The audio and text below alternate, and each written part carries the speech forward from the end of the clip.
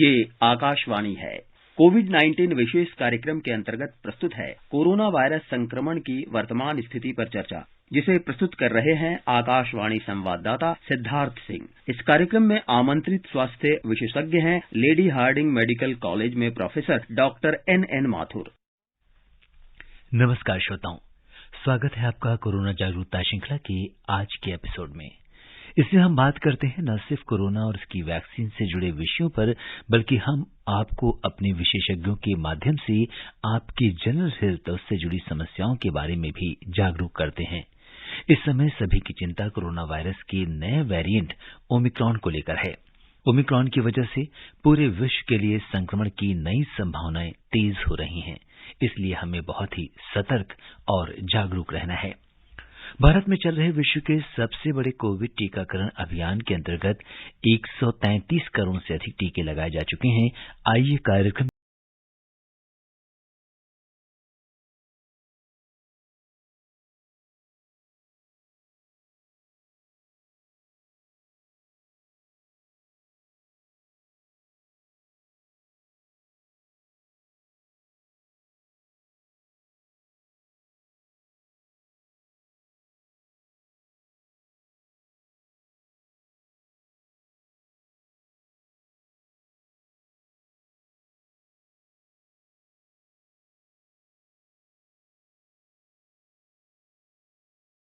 आप एलिजिबल हैं तो अपना टीका जल्दी से जल्दी लगवाएं, और अगर आपने फर्स्ट डोज ले ली है और दूसरी डोज का समय ड्यू है तो उसे भी तुरंत लें।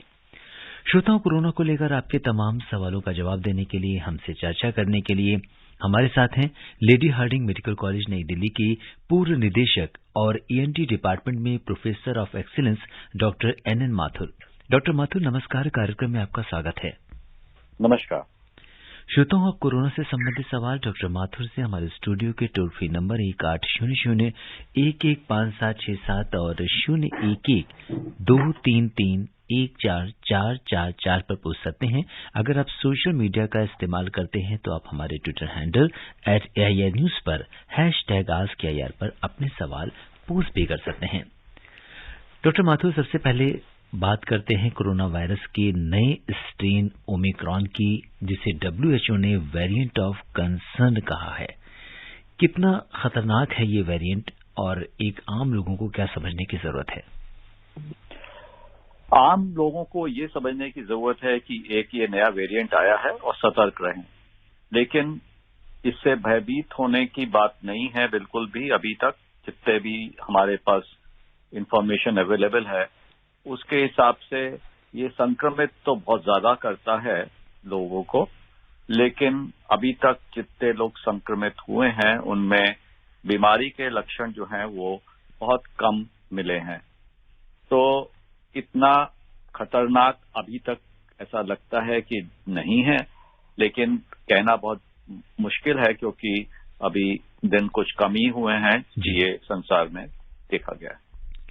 डॉक्टर माथुर, क्या ओमिक्रॉन वेरिएंट की हम नॉर्मल RT-PCR से जांच कर सकते हैं? जी, ओमिक्रॉन वेरिएंट की RT-PCR से जांच होती है, और जब जो लोग आजकल RT-PCR टेस्ट पॉजिटिव आ रहे हैं और अगर वो लगता है कि बाहर के देश से आए हैं या कुछ ऐसा है, या वैसे भी रैंडम सैंपलिंग से भी और कलेक्टिव सैंपलिंग होती है एक, जिसमें कि कोई भी वेरिएंट होता है तो उसकी जीनोमिक सीक्वेंसिंग करते हैं। तो इन सब चीजों से हम पता लगाते हैं कि कितने केसेस कोई नए वेरिएंट के हैं, और ओमिक्रॉन के वेरिएंट के भी इस तरीके से हमें कुछ 30 केसेस पता चले हैं। जी, और डॉक्टर माथुर, अगर हम भारत की बात करें तो यहाँ पर अभी ओमिक्रॉन को लेकर क्या स्थिति है?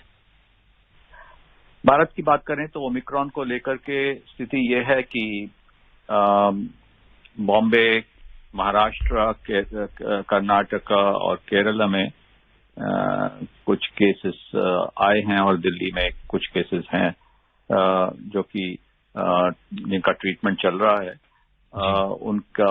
उनको सीवियरिटी कम है, लेकिन वो इन्फेक्टेड लोग जो कि बाहर से आए हैं कुछ उनमें से वैक्सीनेटेड भी थे, उनमें ये इन्फेक्शन है।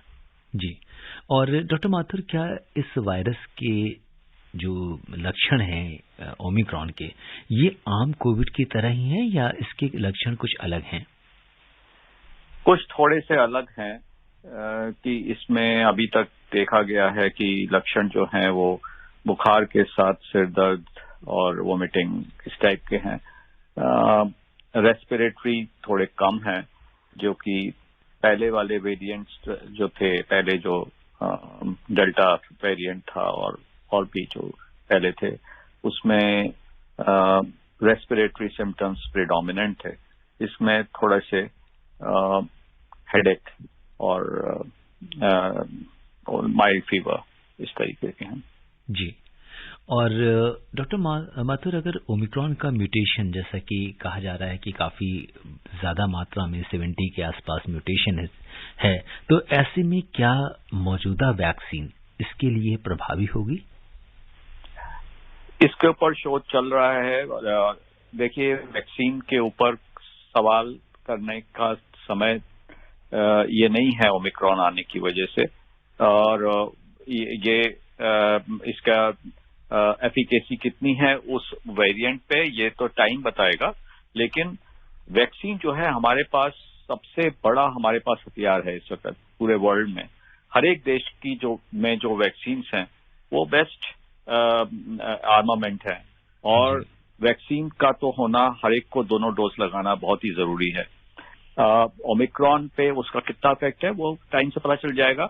ये कहना भी बिल्कुल गलत होगा कि उसका कोई इफेक्ट नहीं है, और ये भी कहना बिल्कुल ठीक नहीं होगा कि वो बिल्कुल इफेक्टिव है।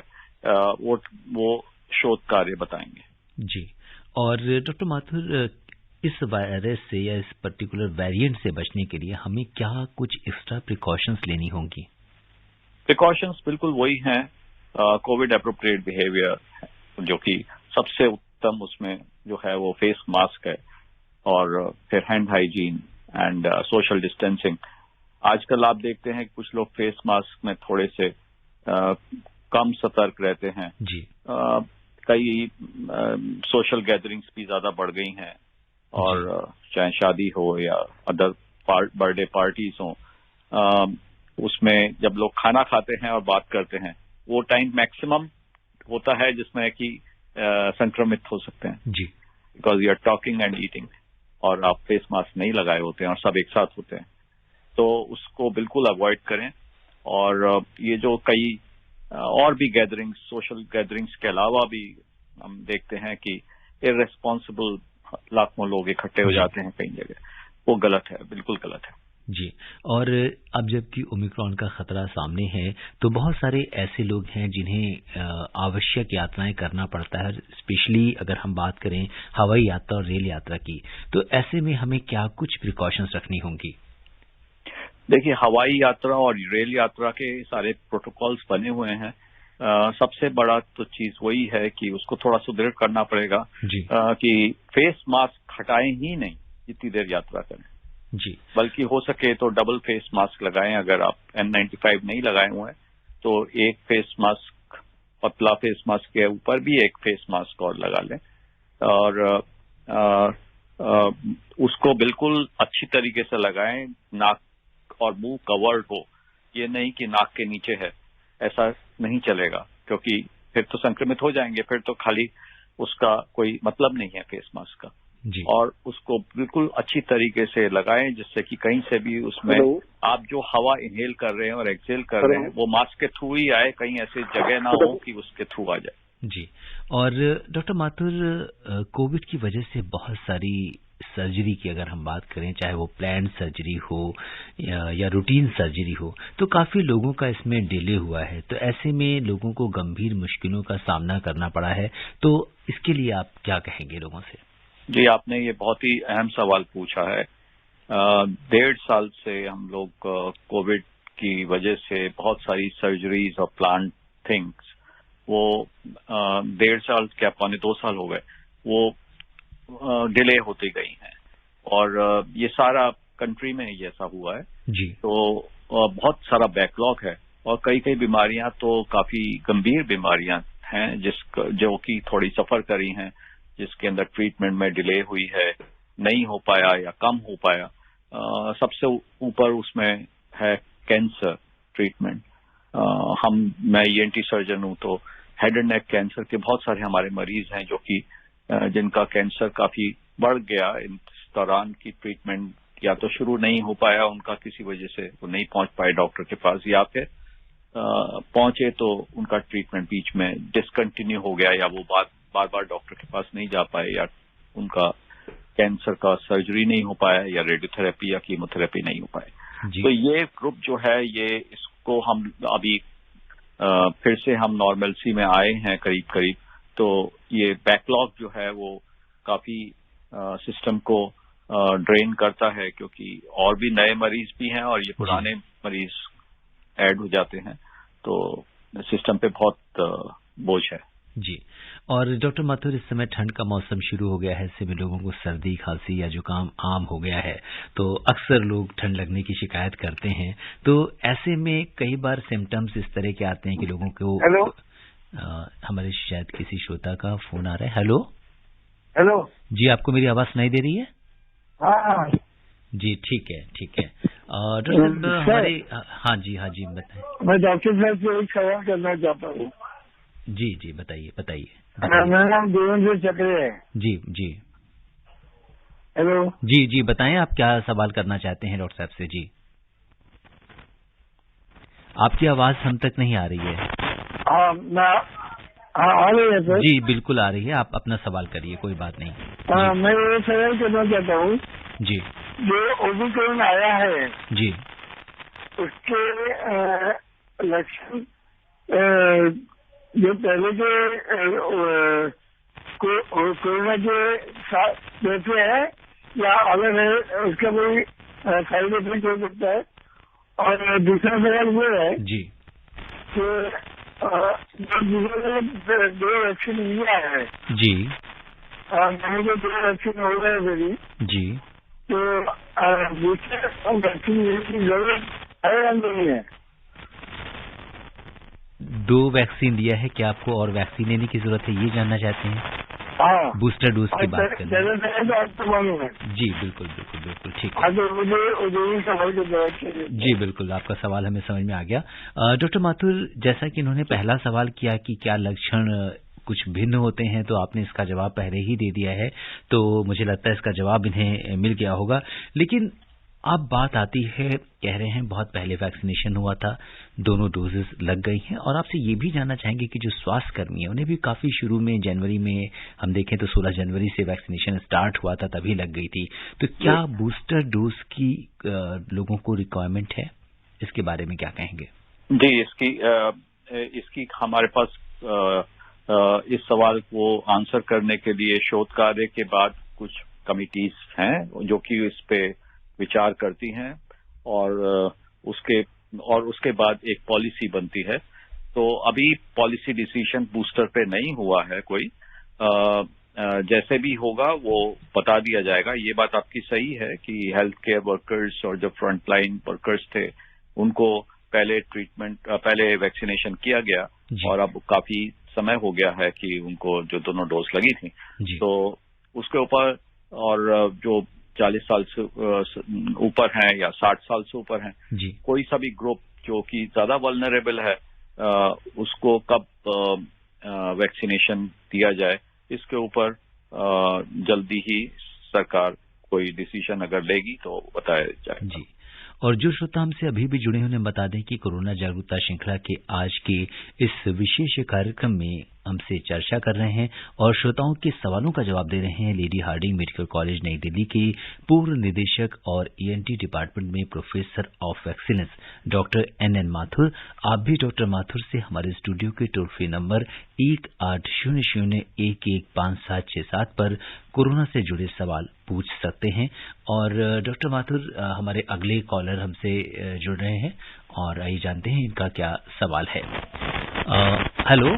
हाँ सर, नमस्कार। जी नमस्कार, बताइए क्या जानना चाहते हैं आप? जी, मैं डॉक्टर साहब को नमस्कार मेरा। जी सर, मेरा सवाल जी बताइए। है कि मैं दृष्टिबाधित छात्र हूँ। जी, क्या नाम है आपका?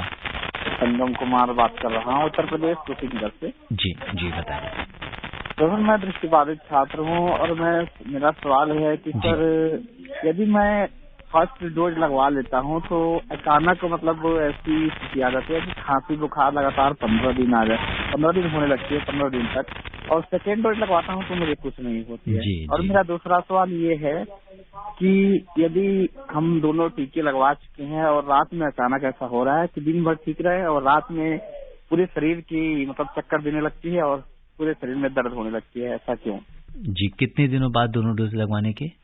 जी मैं 84 दिन बाद दोनों डोज लगवाया हूँ, तो लगभग 15 दिन तक मेरा ऐसे ही होता रहा, फिर ठीक हो गया। जी, तो डॉक्टर माथुर इनके 2 सवाल हैं। पहला तो ये है कि दोनों डोज अगर हम लगवाते हैं तो पहली खुराक और दूसरी खुराक लगवाने में अलग अलग सिम्टम्स क्यों हैं कि पहले में ज्यादा परेशानी नहीं हुई लेकिन दोबारा खुराक लगवाई तो उसमें थोड़ी सी कॉम्प्लिकेशंस हुई या कुछ सिम्टम्स आए, तो ये फर्क क्यों होता है?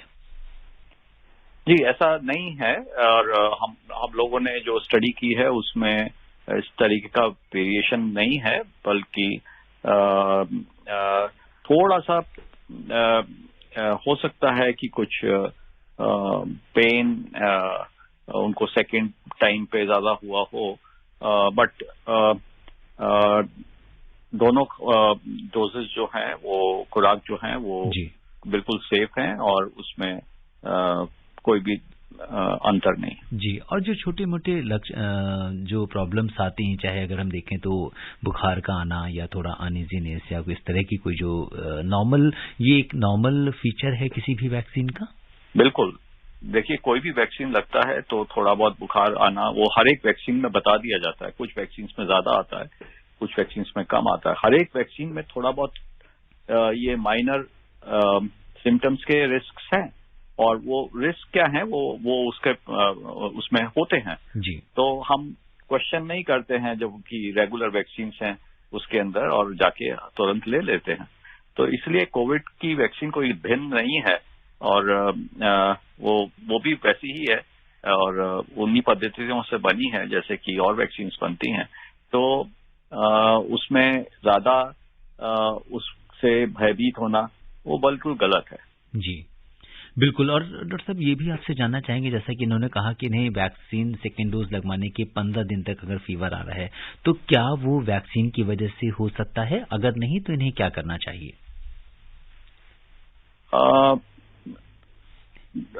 फीवर थोड़ा बहुत माइल्ड फीवर वैक्सीन से हो सकता है, वो पैरासिटामोल की टैबलेट लेके ठीक हो जाता है। 15 दिन के भीतर अगर कोई ज्यादा फीवर आया है तो उसको नोट करें और डॉक्टर से मिलें, वो कोई और रीजन हो सकता है। जी, और अपने अगली श्रोता का सवाल लेते हैं। हेलो, हाँ जी नमस्कार, बहुत बहुत स्वागत है आपका कार्यक्रम में। नमस्कार सर, सतीश कुमार बात कर रहा हूँ, उत्तर प्रदेश से। जी सतीश जी, बहुत बहुत स्वागत है आपका कार्यक्रम में, बताइए क्या जानना चाहते हैं? डॉक्टर साहब को मेरा नमस्कार, और मैं डॉक्टर साहब को पहले धन्यवाद दूंगा कि आपने रातों दिन मेहनत करके हमारे देशवासियों को टीका लगाया, उसके लिए आपको बहुत बहुत धन्यवाद और आभार। जी, ये तो बात बिल्कुल आपने बताई। करीबन मेरे गांव में भी करीबन हजारों की संख्या एक गांव है और उसमें मैं जागरूक करके दोनों टीके लगवा दिए हैं, दोनों टीके की खुराक लगवा दिया हूँ इसमें जागरूक करके। जी, आप बहुत अच्छा काम कर रहे हैं, अपना सवाल पूछिए। जी, मेरा सवाल है कि ऐसे मतलब अपने गांव में देख रहा हूँ तो 4 लोग ऐसे हैं कि टीके के दोनों खुराक लगवा रहे हैं और अचानक उनकी रोशनी हल्की सी कम हो गई है, लेकिन मतलब 25% कम हो गई है और इसकी क्या वजह है? आँख की रोशनी चली गई। डॉक्टर माथुर, ये संगम कुमार जी ये सवाल पूछना चाह रहे हैं कि कुछ लोगों में क्या ऐसा भी हो सकता है कि टीका लगवाने के बाद आँख की रोशनी कम हो जाए? जी बिल्कुल नहीं, ऐसा बिल्कुल नहीं है। और हमारे पास टीम्स हैं जो कि हर एक एडवर्स रिएक्शंस को आप पूरे कंट्री में जितने भी एडवर्स रिएक्शन रिपोर्ट हुए हैं उनको एक एक केस को एनालाइज किया जाता है, उसके पर डिस्कशन होता है, उनका प्रेजेंटेशन होता है और फिर इसकी रिपोर्ट भेजी जाती है। तो कोई भी एडवर्स रिएक्शन का केस जो है वो रहता नहीं है जिसके ऊपर कोई डिस्कशन नहीं हुआ हो। और ये मीटिंग जो है सुबह से लेकर शाम तक चलती हैं और बहुत रेगुलरली होती हैं, करीब करीब हर ऑल्टरनेट डे पे होती हैं। तो ये बहुत बड़ा कार्य चलता है एक, और ऐसा नहीं है कि आंख की रोशनी में कोई प्रॉब्लम हुई। और डॉक्टर माथुर, ऐसा भी देखने में आया है कि किसी भी व्यक्ति को जो नॉर्मल प्रॉब्लम्स आती हैं, उसके हेल्थ से रिलेटेड इश्यूज जो आते हैं, तो अगर किसी ने उस बीच वैक्सीन लगा दिया तो हर चीज को वैक्सीन से लोग रिलेट करने लगते हैं, जो कि गलत है। क्या कहेंगे? जी हाँ, बिल्कुल। देखिए, नॉर्मली भी पूरे, जब ये वैक्सीन तो सबको लग रहा है, पूरे कंट्री में लग रहा है, अब नॉर्मली भी लोग बीमार पड़ते हैं और लोगों की डेथ्स भी होती हैं। तो अब उसको, क्योंकि वैक्सीन लगा है और उससे कोरिलेट कर देना हर एक चीज को, तो इसलिए ये जो टीम है हमारी, वो उनके पास इसको स्टैटिस्टिकली उसको एनालाइज करने के पूरे साधन है उपलब्ध, कि उससे वो पता लगाते हैं कि ये क्या रियली में रिलेटेड है या ये जस्ट चांस फाइंडिंग है। जी, इसीलिए डॉक्टर माथुर, आप जैसे एक्सपर्ट्स को हम अपने इस कार्यक्रम में बुलाते हैं, ताकि क्योंकि ऐसी चीजें या ऐसी स्थितियां लोगों के अंदर एक भ्रम की स्थिति पैदा करती हैं। क्योंकि आपको कोई प्रॉब्लम, अगर आप शुगर के पेशेंट हैं और आपका अगर शुगर बढ़ा हुआ है, तो आप ये कह देते हैं, उस बीच आपने वैक्सीन लगा ली तो मुझे वैक्सीन से हो गया। तो बहुत सारी ऐसी भ्रांतियां पैदा हो जाती हैं, और शायद इसी वजह से आज आपकी बात बहुत सारे लोगों ने सुनी होगी और उनको क्लियर हो गया होगा कि वैक्सीन से इस तरीके के साइड इफेक्ट्स नहीं होते। और आइए लेते हैं अपने अगले लिसनर की कॉल। हेलो जी, हेलो, आवाज आ रही है? हमारे लिसनर से हमारा कांटेक्ट टूट गया है। और अगर हम डॉक्टर माथुर देखें तो इस समय जबकि ठंड का मौसम, जी कनेक्ट हो गए? जी, हमारे प्रोडक्शन असिस्टेंट बता रहे हैं कि इस समय हमारे लिसनर कनेक्ट हो गए हैं। हेलो, हाँ जी, नमस्कार, बहुत बहुत स्वागत है आपका कार्यक्रम में। नमस्कार जी, बताएं सर। मैं यामीन भाई, रेडियो वाला। हाँ यामीन भाई, बहुत बहुत नमस्कार और बहुत बहुत स्वागत है आपका कार्यक्रम में। कैसे हो सर? ठीक? जी बिल्कुल बिल्कुल यामीन भाई, बहुत अच्छे हैं। और कुछ तकनीकी कारणवश आपका नाम हमें बाद में पता चल पा रहा है, सीधे लाइन स्टूडियो में आ रही है। बताएं, क्या जानना चाहते हैं आप? सर, मैं जानना चाह रहा था, जैसे कि मास्क लगा लेते हैं, मुंह भी ढक जाता है, नाक भी ढक जाती है, नाक से और उसके कान से और आंख से भी वायरस अंदर प्रवेश कर सकता है? जी, बहुत अच्छा आपने सवाल पूछा है। और डॉक्टर माथुर ये जानना चाहते हैं यामीन भाई कि हम अगर अपने फेस को तो कवर करते हैं, पर आंखों से या कान से भी वायरस हमारे शरीर में जा सकता है, प्रवेश कर सकता है? जी, कान से तो बिल्कुल भी नहीं जा सकता है, क्योंकि पर्दे से वो कवर्ड होता है। जी, आंख पे भी जाने का संभावना बहुत कम है, इसलिए हम आई प्रोटेक्शन की बात नहीं कर रहे हैं जी। और ये साइंटिफिक बेसिस पे है, लेकिन आई शील्ड और कवर्ड शील्ड जो लगाते हैं ऊपर कुछ लोग, और या फिर कुछ हेल्थ केयर वर्कर्स, वो आई को प्रोटेक्ट करने के लिए नहीं, बल्कि पूरे फेस को प्रोटेक्ट करने के लिए, और कोई ब्लास्ट नहीं आए उसके लिए करते हैं। आई से संक्रमित होना आप समझिए ऑलमोस्ट इम्पॉसिबल है।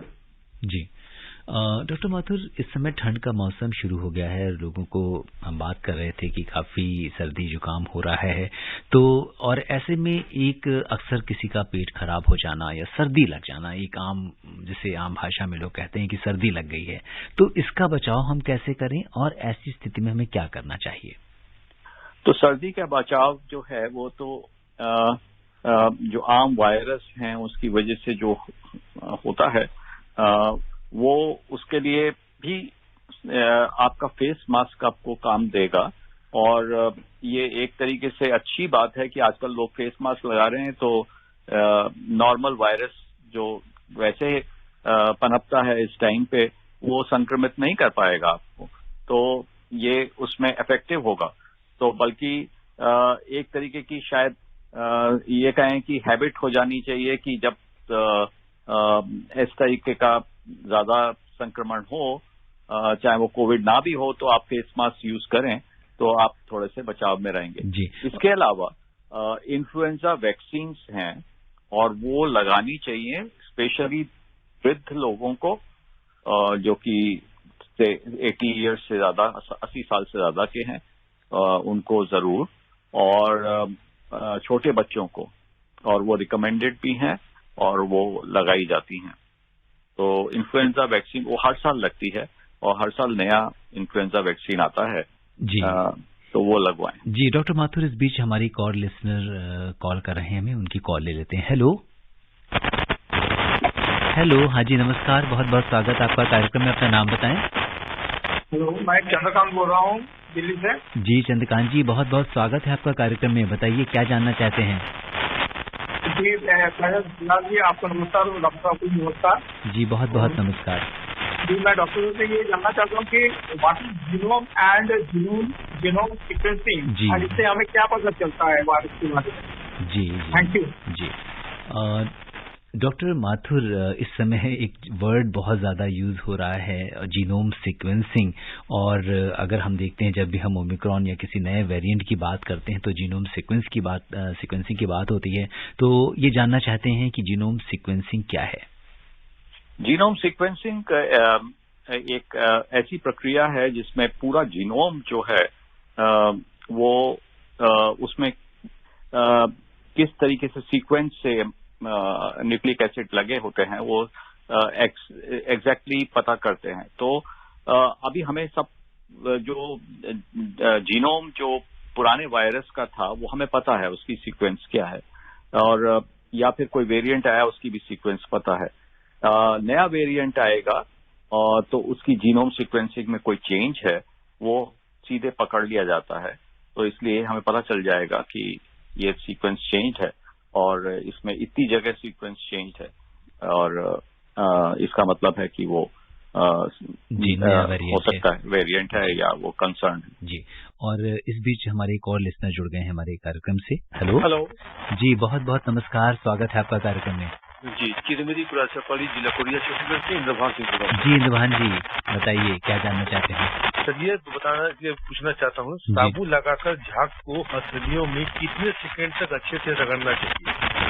जी बिल्कुल। डॉक्टर माथुर, अगर हम कोविड एप्रोप्रिएट बिहेवियर की बात करते हैं तो बार बार हाथ धोना और सही तरीके से हाथ धोना जो है साबुन से, पानी से, तो इसके लिए पूछ रहे हैं कितनी देर तक साबुन से हाथ को रगड़ना चाहिए या हाथ धोना चाहिए। तो जो हम इस चीज के लिए, कोविड के लिए जो हमने हाथ धोने की बात कही है वो हमने करीब आधे मिनट की बात कही है। तो वो उसमें उतना भी काफी है अगर आप प्रॉपरली उसको हाथ धोएं। जिस तरीके से समझाया गया है कि हाथ कैसे धोना है, हाथ को धोना जो है वो खाली साबुन लगाने और दोनों हथेली मिलाने से नहीं है, बल्कि जो एप्रोप्रिएट तरीका है कि आप उंगली के बीच में भी अपनी उंगलियां ले जाते हैं और अंगूठे को अलग से हाथ धोते हैं और आगे भी धोते हैं और पीछे भी धोते हैं, तो दूसरे हाथ से, तो वो पूरा प्रक्रिया पूरी हो जानी चाहिए। जी, और अब समय इजाजत नहीं दे रहा कि हम इस चर्चा को आगे बढ़ाएं। डॉक्टर माथुर, आप कोविड-19 के इस विशेष कार्यक्रम से जुड़े, आपने श्रोताओं के प्रश्नों का उत्तर दिया, आपका बहुत बहुत धन्यवाद और आभार। धन्यवाद। श्रोताओं, चलते चलते आपसे यही कहेंगे कि डॉक्टर एन माथुर ने आपको कोरोना से बचने और आपके स्वास्थ्य को लेकर जो भी सावधानियां बताई हैं, आप उनका पालन करते रहिए। आप स्वस्थ और खुशहाल रहें, इसी कामना के साथ दीजिए मुझे अनुमति। नमस्कार। कोविड-19 विशेष कार्यक्रम के अंतर्गत अभी आप सुन रहे थे कोरोना वायरस संक्रमण की वर्तमान स्थिति पर चर्चा, जिसे प्रस्तुत कर रहे थे आकाशवाणी संवाददाता सिद्धार्थ सिंह। इस कार्यक्रम में आमंत्रित स्वास्थ्य विशेषज्ञ थे लेडी हार्डिंग मेडिकल कॉलेज में प्रोफेसर डॉक्टर एन माथुर। ये कार्यक्रम आकाशवाणी के समाचार सेवा प्रभाग द्वारा प्रस्तुत किया गया। इसे आप हमारे mobile app news on AIR और YouTube channel news on AIR official पर भी सुन सकते हैं। इस कार्यक्रम के संबंध में अपनी प्रतिक्रिया आप हमें ईमेल कर सकते हैं। पता है AIRNSDtalks@gmail.com। ये कार्यक्रम फिर से सुनने के लिए लॉग ऑन करें हमारी वेबसाइट newsonair.nic.in।